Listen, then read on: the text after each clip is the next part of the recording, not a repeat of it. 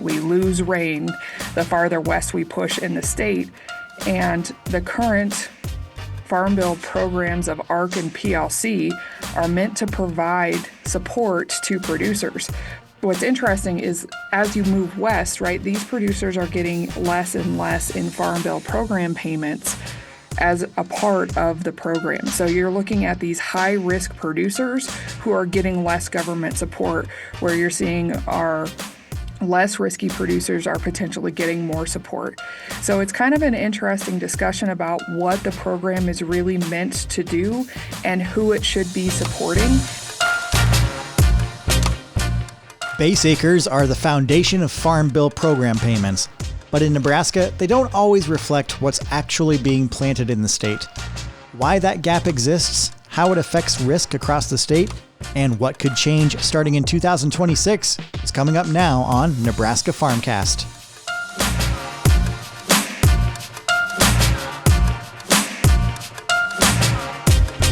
From the Center for Agricultural Profitability at the University of Nebraska-Lincoln, this is Nebraska Farmcast. I'm Ryan Evans. Today we're taking a closer look at base acres, what they are, how we ended up with the system we have, and why the gap between base acres and what Nebraska farmers actually plant has grown over time. It's an issue that touches commodity programs, planting decisions, and the incentives facing both farmers and landowners. A new article on our Center for Agricultural Profitability's website, cap.unl.edu, follows up on a previous article about base acres and crop acres in Nebraska, analyzing base acres and planted acres in the state. And I'm glad to be joined today by its three authors. Jessica Groskopf is an extension agricultural economist based in the Panhandle. Hi, Jessica. Thanks for being here. Thanks, Ryan, for having us. Cory Walters is an associate professor in agricultural economics here at Nebraska. Cory, good to be with you again. Hi, everyone. And Anastasia Meyer is also an extension ag economist based in southeast Nebraska. Hi, Anastasia. Thanks for joining. Thanks for having me, Ryan. So, Jessica, if we could start with you, just if you could explain what exactly base acres are and how they were originally created. So base acres were actually created under the 1985 Farm Bill. And what happened was the government would look at an individual farm and see what of the covered commodities were planted on that farm and basically, quote unquote, assign base to those acres. And this is a really interesting exercise as we look across the state of Nebraska because there's a lot of variety in what was planted. So, for example, as we moved west in the state, we saw fewer and fewer base acres because there was more commodities that were planted that were either not covered or we had fallow acres. So this is a really interesting component of the base acre story here in the state of Nebraska. Now, base acres became more important in 1995 when the World Trade Organization set rules around global trade that said that payments to farmers had to be decoupled from what they were producing in order to not affect international trade markets. So we had this opportunity to use base acres in that process. And so that's how we decoupled payments from actual plantings. And again, that was in 1995. Base acre system still is in force today, and it is what we use as one of the ways that we pay out farm program payments, particularly for the Agricultural Risk Coverage Program and the Price Loss Coverage Program.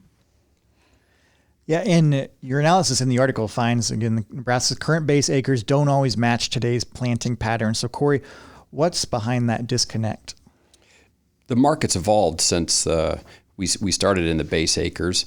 And as Jessica pointed out, there's differences as you move east to west across Nebraska and how that market has evolved. So if you're over here on the east side and you've been planting corn and soybeans for the past 40 years, your planting patterns are roughly the same. Your base acres are probably going to match pretty close to what you have for planted.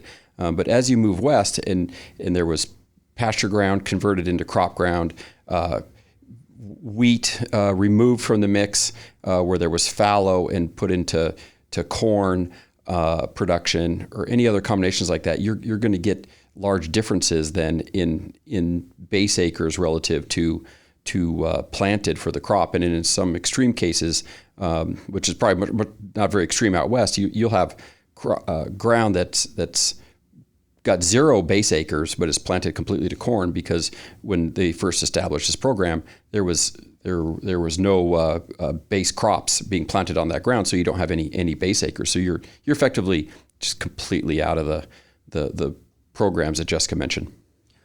Yes. If you could talk more about that impact on Nebraska farmers and landowners, what is that actual impact when there's this disconnect between the policy when it comes to base acres and what's actually being planted?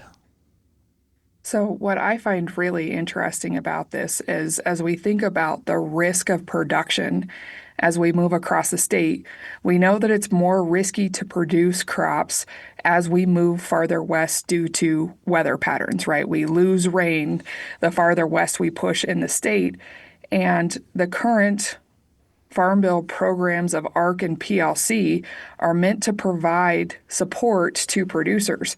What's interesting is, as you move west, right, these producers are getting less and less in Farm Bill program payments as a part of the program. So you're looking at these high-risk producers who are getting less government support, where you're seeing our less risky producers are potentially getting more support. So it's kind of an interesting discussion about what the program is really meant to do and who it should be supporting. And if we think about it in terms of risk and production, again, the farther you move west, the fewer base acres there are, and the smaller the payments are because of the riskiness of the production. So it's kind of an interesting case study when you look at the state of Nebraska because of the differences in production as you move from one end of the state to the other. Anastasia, are updates to base acre policy on the table?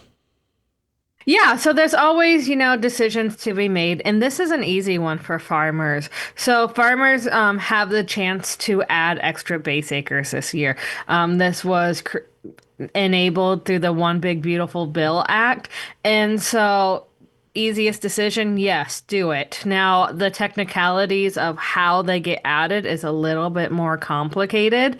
So remember, base acres are what farm programs are paid off of. And so if you have no base acres, it might result in no ARC PLC payment. So how they're calculated for these additional base acres is there is a 30 million acre cap nationwide.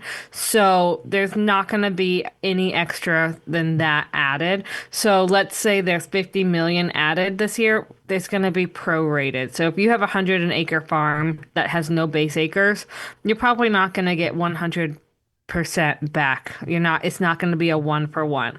But even if you get 75% base acres on your farm or 50% base acres, if you don't have any, that's a lot better than 0. How they're being calculated right now are they're going to look at what was planted from 2019 to 2023. And they're going to look at, does your planted acres exceed what is listed on your FSA paperwork? And then if so, you are eligible for that creation of new base acres.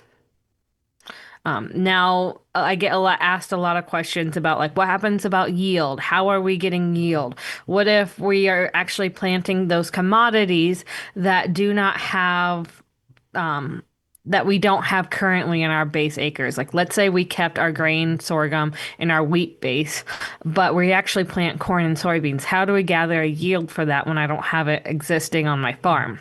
And so if there's no yield existing on that farm, you're probably going to get a county yield. That's not exactly clear right now what that looks like, but I would assume a county yield, maybe some sort of deductions on there, maybe not.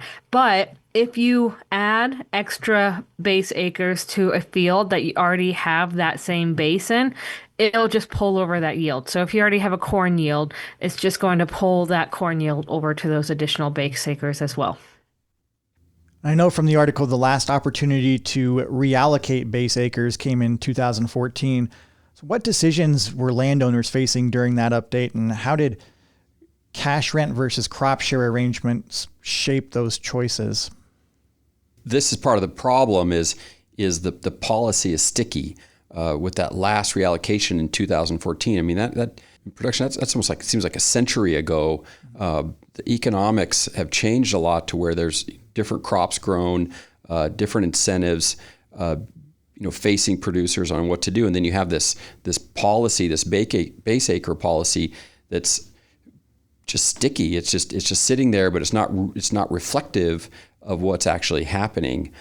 So you have that problem right there, and now you start looking at, well, you could reallocate, and then that brought in a whole different philosophy on what you reallocated to, and that came down to two effective choices. One policy or idea on that is to reallocate towards, well, what base combination would give me the highest payment, and the other one on that is which one gives me the payment based upon what I am growing. And those two are separate. And that's another hiccup in this base acre policy we have is how are we, the choices we get, the reallocation choice turned into largely a profit maximizing choice from what crops did I have in my base, that I could, where should I put my base acres, to what crops to get the most payment, and that could be completely different than what you're actually planting. That's the biggest one. A big problem of the policy is the incentives that it's giving the people making the choices. Yeah, so I always find the most interesting part being the fact that the landowner is the one who is responsible for updating the base acre on the farm. So let's think about the difference between cash rent and crop share. And again, as we move across the state of Nebraska, as we move from the east, where it's predominantly cash rent, to moving to the west, where it's crop share, those landowners have a different incentive. So let's put on the hat of a cash rent landowner. As a cash rent landowner, depending on how I think, I might have a different choice. I might say, well, I'm just going to go along with whatever my tenant wants. So that's one thing they could do. And some of them just frankly didn't care about the base acre reallocation. Others thought about it in terms of, if I allow my tenant to get the highest government program payments possible, I might be able to raise my rent in order to extract some of that indirectly into the cash rent I receive for that farming operation. So it's kind of an interesting indirect relationship when we talk about cash rent landowners. And again, it was the landowner decision. So we saw, at least in these meetings, where the tenant is really trying to drag that landlord into the meeting and emphasizing the importance of updating the base and really talking about those two options that Cory outlined, right? Am I getting the highest potential payout, or am I more aligning it with my current planting options? Now let's put on the hat of a crop share landlord. And this is a much more direct relationship for them because they share in the agriculture risk coverage or price loss coverage payments. And so they had much more skin in the game when it came to updating base. But again, as you move into crop share country, as you move farther west in the state, then they start to realize that they don't have nearly as high of a percentage of base acres on most farms. And so they are also learning more about how the base acre program actually works and how it actually impacts them. So again, I think they're still making the two decisions that Cory laid out, but they're much more engaged in it because they receive a portion of the Farm Bill program payment because they have risk in the production of the operation moving forward. So they were much more likely to attend the educational meetings, but also to be more proactive in understanding how the programs worked, and then could make a more informed decision about which direction they wanted to go, whether that was profit maximizing or risk protection. Thanks, Jessica. And the article compares base acre allocation in Nebraska with planting data from the years between 2019 and 2023. What stands out when you look at the crops that are gaining ground and those that are losing acres in that analysis? So the article shows the tables with the data. So I'm not going to get too deep into the weeds on that. We encourage you to visit our website and check out that article so that you can actually see the tables. But the bottom line is that if the current base acre allocation were reflective of the 2019 to 2023 planted acres, the percentage of corn, grain sorghum, and wheat base in Nebraska would decrease, shifting largely to soybeans and some to oats. So again, we would see the shift based on the changes in production. And so that's something that is kind of an interesting component, is if we were truly looking at this program as a risk management program based on what we're actually planting, again, we would see a decrease in corn, grain, sorghum, and wheat, and an increase largely to soybeans and some to oats. And Anastasia, you mentioned farm programs are paid off of base acres. So what should farmers be watching when it comes to next year's farm program decisions? Yeah. So remember, it's just our traditional farm programs that are paid off for the base acres. So the ARC payments or the PLC payments, those are what's paid off for the base acres. So typically every year we sign up in the spring, typically by March 15th. The good news is for this year, for the payments coming in 2026, so 2025 harvest, remember we're a year late getting those payments.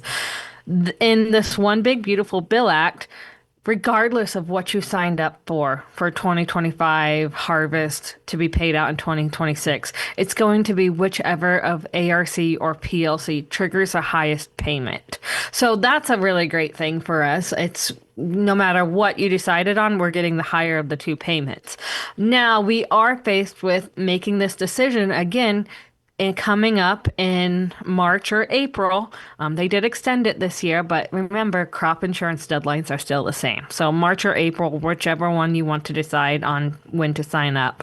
But we have to make the decision this spring for the next growing season to get paid the next year. So how do we make those decisions coming up when we're looking at the future so far in advance? And we don't have a crystal ball. We wish we did. But I think everybody really need to look at those programs again, because the price support programs have changed. PLC might look more enticing now because the amount, the price support has gone up, so it might trigger a payment faster. Art County has also increased support as well. Well, now, they are triggering payments a little bit faster as well. So really it comes down to what is your risk management strategy? And also, what do you think is more likely? In Art County, remember, it's based off of county average yields, not what's actually happening on your farm. So if you're in a dryland area, it might be more likely to trigger a Art County payment than if you are in an irrigated area where most of the county is irrigated, right? These are all things that our farmers need to be thinking about when they are making these enrollments. And also another great thing that happened when the One Big Beautiful Bill Act is the fact that there's no longer a restriction. If you want to purchase the SCO insurance, you don't have to be involved in PLC. And the support on those extra insurance options have increased as well. So, they are looking a little bit better if you've never purchased them before. Maybe you talk to your insurance agent and it might be a good risk management strategy for your farm. Thanks, Anastasia. And Cory, what are the other big takeaways from this article, this topic, that are really important for producers to keep in mind? Base acre policy is complicated. There's a lot of factors driving it. There's a lot of incentives involved. And I would ask that the policymakers take a closer look at the incentives that they're giving through this policy. For example, the reallocation that turned into effectively a profit maximizing choice. And that I don't know if that was their intention or not. It's not clear to me, but that's what happened. It looks like today where we're possibly adding we're going to add more acres more base acres. Are we going to turn that also into a profit maximizing opportunity? Or are we going to put some bounds around that to say that says, no, you need to be adding base to the crops you're planting, but at the same time you can't get too close to what we're planting because there still is this trade history where it started base acres. So you still have that. I don't know the weight of that on policy today. For example, we do have county level crop insurance policies that pay on planted acres that act similarly to the policies inside of the base acre side. And for producers, I can't fault the profit maximizing option, but at the same time, you should also take a look at which ones do you have more risk exposure to, because you're actually planting those. So you maybe want to tie that a little bit. And for landowners, have good discussions with your tenants about which ones they're after. And as Jessica pointed out, a lot of this stuff just ends up back into the cash rent side, to the values, and then ultimately into the land values, which again makes this more difficult for young farmers to get into the program or to get into farming, because we're upping the entry costs into agriculture when we're giving more support. So there's a lot of stuff floating around inside of the base acre policy. It does appear needs to be modernized and maybe constrained a little bit on the incentives or take a better look at what the incentives are, and maybe refine it to be a more efficient and effective risk management tool in my view. So I would add to that for, producers in particular, is that this is not your only risk management tool that's in the toolbox. And so as we come forward looking at what is coming next, and as we're analyzing these decisions moving forward, we need to think about the whole arsenal of risk management tools. And Cory alluded to this, but I just want to underscore it a little bit more. This is a part of a broader plan that includes things like grain marketing, crop insurance, self-insurance, right? Having a good working capital. And so this is not the only tool that producers have to manage their risk, but it is a tool that is discussed a lot and has some really interesting decisions in it. I encourage you, if you have questions about base acres, reaching out to us here at the Center for Ag Profitability, because we love to discuss these challenges that you're facing and the decisions that you're making. And we love to share the resources that we have to help you make the best decision possible in terms of building a complete risk management strategy rather than looking at these individually. Thank you again to Jessica Groskopf, Dr. Cory Walters, and Anastasia Meyer for helping break down how base acres work, why they matter, and what producers and landowners should be thinking as potential updates approach. You can find their article on the topic and related resources on our website at cap.unl.edu, and their article is also linked in the notes to this podcast. Thank you very much for listening to Nebraska Farmcast, a production of the Center for Agricultural Profitability at the University of Nebraska-Lincoln. I'm Ryan Evans, and you can find a host of farm and ranch management resources, including articles, decision tools, videos, and more on the Center for Agricultural Profitability's website, cap.unl.edu.